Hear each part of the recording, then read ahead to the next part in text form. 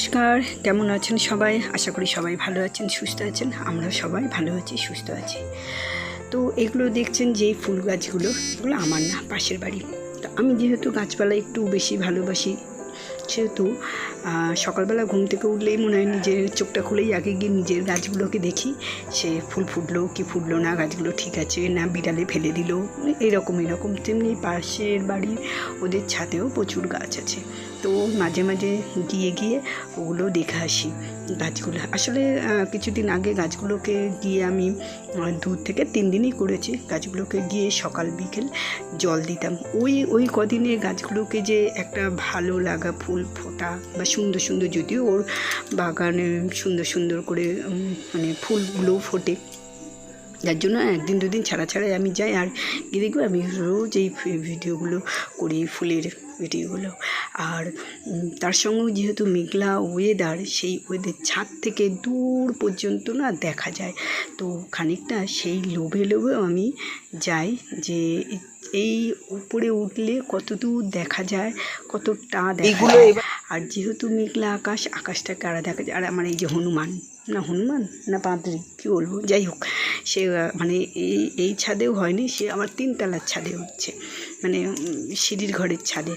তো আর এদিকে আকাশটা দেখো, আকাশটা সেদিনকে দেখে তো মনে হচ্ছে সুন্দর, মানে যাকে বলে, আমি তো তখন বলছিলাম ভয়ঙ্কর সুন্দর, মানে কি বলবো জানি না, তখন আমার মনে তখন এটাই মনে হচ্ছে ভয়ঙ্কর সুন্দর। কিন্তু সেদিন রাতে সেই ভয়ঙ্কর সৌন্দর্য কী যে ফল হতে পারে সেটা আমরা সেদিনকে রাতে দেখতে পাওয়ার কথা ছিল। কিন্তু যাই হোক, আমার তার উপর দিয়ে মানে সেই ঝড়ঝাপটা থেকে বেঁচে গেছি, খুব ভালো হয়েছে। কারণ আমার ভাঙা ঘর, আমার তো ভীষণই ভয় লাগে যে কখন দেখবো হুড়মুড় করে আমার বাড়ির একটা ঘরের একটা দেয়াল পড়ে গেল। তো সেই টেনশানে এমনিও ঘুম হয় না। তো যাই হোক, বেঁচে গেছি। কিন্তু আমার আজকের ভিডিও একটু অন্যরকম, যেটা হচ্ছে আমার বা আমাদের চারপাশে যেমন সমাজে উন্নতি হচ্ছে, সেই উন্নতির সঙ্গে সঙ্গে এমন কিছু জিনিস আছে যা আমরা পেয়েছি, কিন্তু আমাদের সন্তানেরা সেই জিনিসগুলো আর পাবে না, কোনো দিনই পাবে না। জানি না পরে যদি কোথাও আমি পড়েছিলাম যে আবার সেই পুরনো সময় ফিরে আসবে, কিন্তু আমার তো কোথাও মনে হয় না পুরনো সময় ফিরে আসবে। কিন্তু আমরা যে জিনিসগুলো হারিয়েছি সেগুলো পাবে না। যেমন এই দুপুরবেলা খাওয়া দাওয়া করে আমরা বসেছি, ভোরবেলা বলতে রাত 2টোর সময় গেছি, বুঝতে পারিনি তো রাত 2টোর সময়, দুটো না আলো তো দিন মতন দেখা যাচ্ছে। আমরা যত ঘুরতেছি সেও আমাদের সঙ্গে ঘুরতেছি একজন। কিছু বুঝতে পারলেন? হ্যাঁ, ঠিকই বুঝেছেন, ভূতের গল্প। মা ঠাকুমার কাছে বা ঠাকুমা ঠাকুরদার কাছে ভূতের গল্প শোনা যায়। এখনকার ছেলেপুলেরা তারা আর ভূতের গল্প ঠাকুমা ঠাকুরদা দাদু দিদিমার কাছে শুনতে চায় না। তারা এখন যা দেখে ফোনে। তারা এই যে ঠাকুমা ঠাকুরদার কাছে গল্প শোনা, ভূতের গল্প শোনা, রাক্ষসের গল্প শোনা, এখন আর তাদের কাছে এগুলো কোনো ম্যাটার করে না।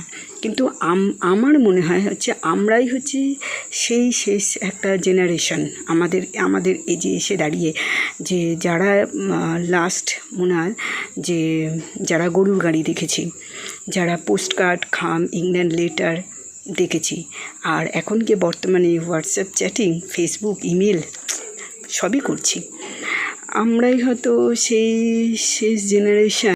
ছোটোবেলায় লুকোচুরি খেলা, বাঘবন্দি, ডাঙ্গুলি, গোল্লাছুট, মার্বেল নিয়ে খেলা, বা এটা বলতে পারো ঘুড়ি উড়িয়েছি। আমরাই হয়তো সেই শেষ জেনারেশন যারা হ্যারিকেনের আলো, লম্প বা কুপির আলোতে পড়াশোনা করেছি, আর স্যারের কাছে ওই বেত বা পাখার ডান্ডি দিয়ে মারও খেয়েছি। আমরাই হয়তো সেই শেষ জেনারেশন যারা লুকিয়ে লুকিয়ে চাঁদ মামার গল্প, বিক্রম বেতালের গল্প পড়েছি। আমরাই হয়তো সেই শেষ জেনারেশন যারা ধরো fan, AC, heater, fridge, gas, microwave এইসব সুখ ছাড়াই ছোটোবেলাটাকে কাটিয়ে দিয়েছি। আমরাই হয়তো সেই শেষ জেনারেশন যারা বমি করা সুলেখা কালি হাতে মেখে মাথায় মুছে বাবরের যুদ্ধ বৃত্তান্ত লিখেছি। আর নতুন বই খাতার একটা আলাদা গন্ধ, আনন্দ উপভোগ করেছি।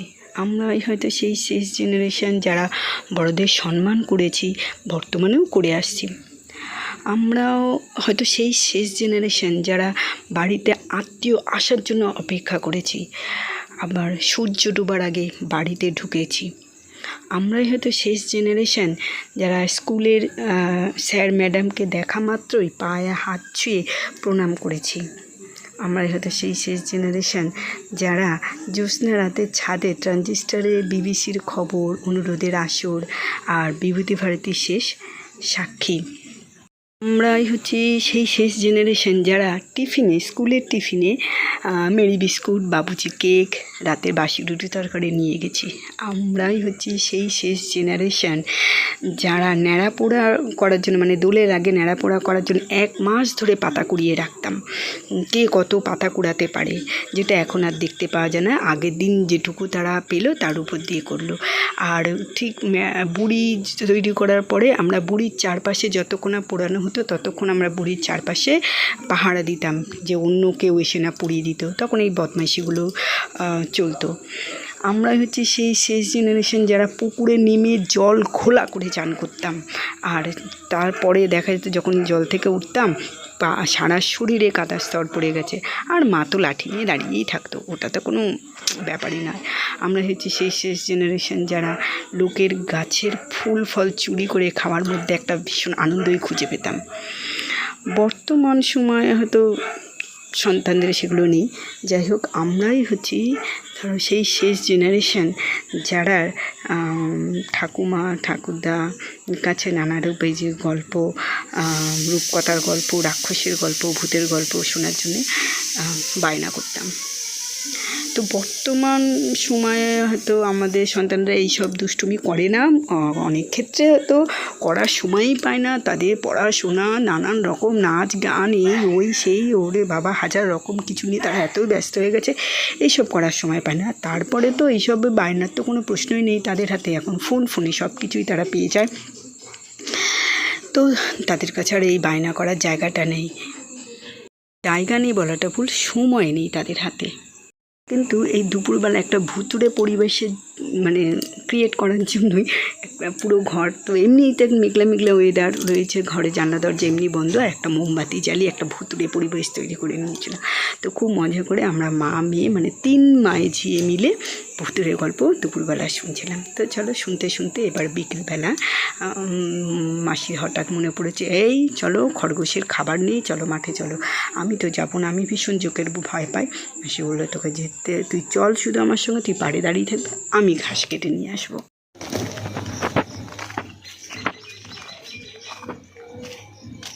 কাঁচা এগুলো, পাকা যা পড়েছে সব তুলে নে।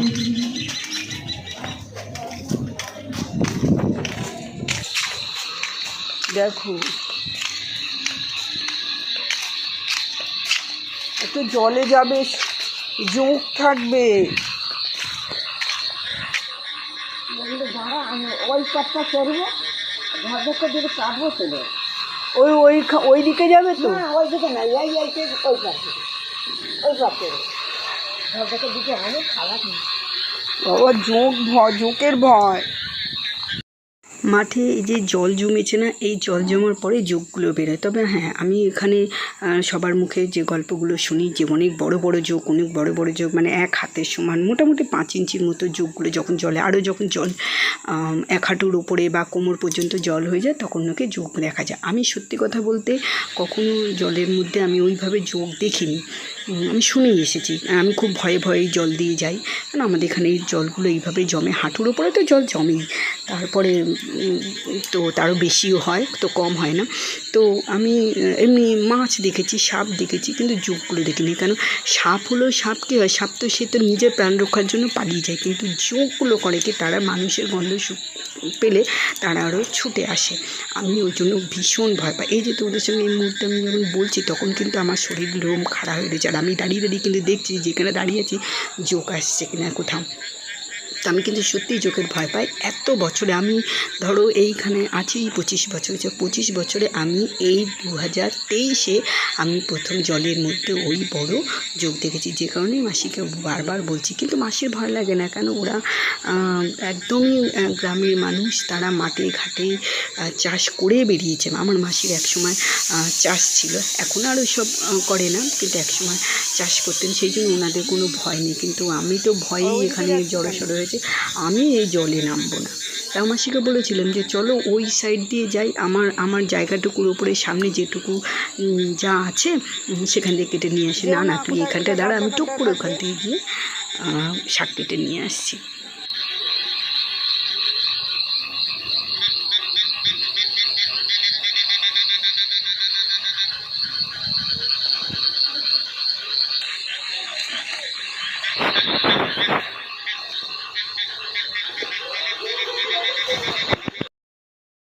সময়ের সঙ্গে সঙ্গে সব মানুষই যান্ত্রিক হয়ে গেছে। আমার মায়ের কাছে যখন আমরা গল্প শুনতাম, আমার মা আমাদের থেকে দুষ্টুমি করে এসেছে, আবার আমরা খানিকটা দুষ্টুমি করেছি, কিন্তু আমাদের ছেলেপুলে আর সেই সময় দুষ্টুমি করার মতো আর তাদের হাতে সত্যিই আর সময় নেই। সব কিছু তাদের হাতের কাছে, তাদের ব্যস্ত থাকার বহু জিনিস তাদের হাতের কাছে, তাদের সময় নেই।